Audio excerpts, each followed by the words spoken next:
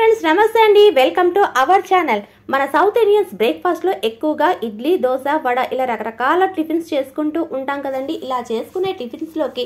మంచి అద్భుతమైన చట్నీ చేసామనుకోండి టిఫిన్ అన్నది ఇంట్లో వాళ్ళందరూ కడుపు నిండా తింటారు అలాగ చేసుకునే టిఫిన్స్ లోని ఎక్కువగా చట్నీని కొబ్బరితో గానీ లేదా పల్లీలతో గానీ ఎక్కువగా చేస్తూ ఉంటా ఆ రెండు లేకుండా ఎప్పుడైనా మీరు చట్నీ చేశారా లేదా ఆ రెండు లేకుండా ఎలా చట్నీ చేయాలో అన్నది నేను ఈ రోజు ఈ వీడియోలో మీతో షేర్ చేసుకుంటున్నాను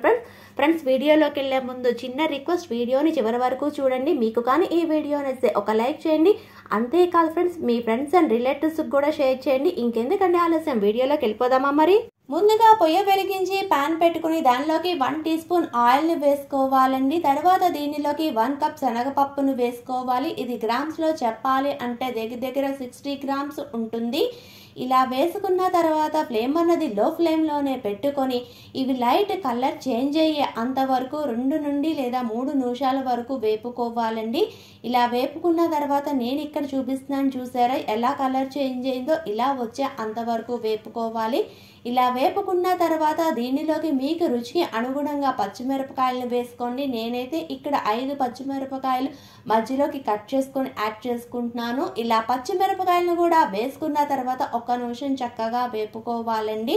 ఇలా వేపుకున్న తర్వాత దీనిలోకి తొక్క బొలవని వెల్లుల్లిపాయలను యాడ్ చేసుకోవాలి నేనైతే పెద్దవి తీసుకున్నాను కాబట్టి 2 యాడ్ చేస్తున్నానండి అవే చిన్నవైనా లేదా మీడియం సైజు వెల్లుల్లిపాయలు అనుకోండి 4 లేదా 5 అన్నవి యాడ్ చేసుకొని 1 నిమిషం చక్కగా వేపుకోవాలి ఇలా వేపుకున్న తర్వాత దీనిలోకి చిన్న నిమ్మకాయ సైజ్ అంతా చింతపండును కూడా వేసుకొని చక్కగా వేపుకోవాలి ఫ్రెండ్స్ ఇలా అన్ని ఇంగ్రీడియంట్స్ వేసుకొని వేపుకునేసరికి పచ్చిమిరపకాయలు అన్నవి చూసారా లైట్ గా వైట్ కలర్ గా వస్తున్నాయి నేను ఇక్కడ చూపిస్తున్నాను చూసారా ఇలా వచ్చే అంతవరకు వేపుకొని పొయ్యి అన్నది ఆఫ్ చేసి మనం వేపుకున్న అన్ని ఇంగ్రీడియంట్స్ చక్కగా చల్లారి పెట్టుకోవాలండి ఇలా చల్లారి పెట్టుకున్న తర్వాత ఒక మిక్సీ జార్లోకి ట్రాన్స్ఫర్ చేసుకోవాలి అన్ని ఇంగ్రీడియంట్స్ మిక్సీలోకి వేసుకున్న తర్వాత రుచికి సరిపడా ఉప్పును వేసుకోవాలండి తర్వాత దీనిలోకి కొంచెం వాటర్ అన్నది యాడ్ చేసుకొని కోర్స్గా గ్రైండ్ చేసుకోవాలి అలా గ్రైండ్ చేసుకున్నది నేను ఇక్కడ చూపిస్తున్నాను చూడండి ఫ్రెండ్స్ ఈ పాయింట్లోనే దీనిలోకి కాడలతో ఉన్నటువంటి కొత్తిమీరను కూడా వేసుకొని కొంచెం వాటర్ అన్నది యాడ్ చేసుకొని ఫైన్ పేస్ట్గా చేసుకోవాలండి అంతేకాదు ఫ్రెండ్స్ చట్నీ చేసేటప్పుడు ఎప్పుడైనా కానీ ఇలా కొంచెం కాడలతో ఉన్నటువంటి కొత్తిమీరను యాడ్ చేసుకొని చట్నీ చేయండి టేస్ట్ అన్నది చాలా బాగుంటుంది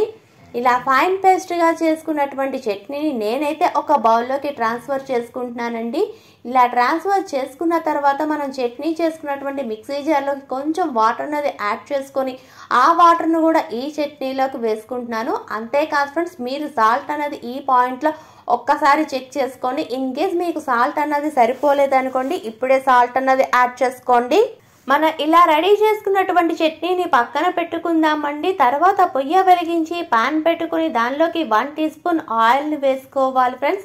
ఆయిల్ అన్నది కొంచెం వేడెక్కిన తర్వాత దీనిలోకి 1 టీ స్పూన్ ఆవాలు 1/2 టీ స్పూన్ జీలకర్ర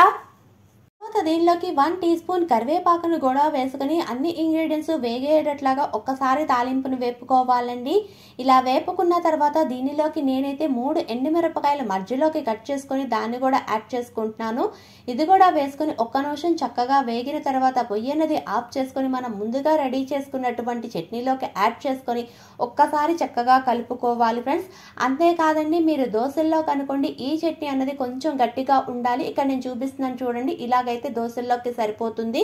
అదే ఇడ్లీలో కనుకోండి కొంచెం వాటర్ అనేది ఎక్కువ యాడ్ చేసుకొని కొంచెం జారుడుగా ఉండాలి అది కూడా నేను ఇక్కడ చూపిస్తున్నాను చూడండి అంతే ఫ్రెండ్స్ ఇడ్లీలోకైనా దోశల్లోకైనా దేనిలోకైనా కానీ కొబ్బరి అండ్ పల్లీలు లేకుండా ఈజీగా చట్నీ చేసుకున్నామో కదా ఫ్రెండ్స్ ఈ రెసిపీని ఒక్కసారి ట్రై చేసి ఆ ఫీడ్బ్యాక్ ని నాతో షేర్ చేసుకోండి ఫ్రెండ్స్ అంతేకాదండి మీకు కానీ ఈ వీడియో నచ్చితే లైక్ చేయండి మీ ఫ్రెండ్స్ అండ్ రిలేటివ్స్ కూడా షేర్ చేయండి ఫ్రెండ్స్ ఇలాంటి మంచి రెసిపీస్ కోసం ఈ ఛానల్ ని సబ్స్క్రైబ్ చేసుకోండి థ్యాంక్స్ ఫర్ వాచింగ్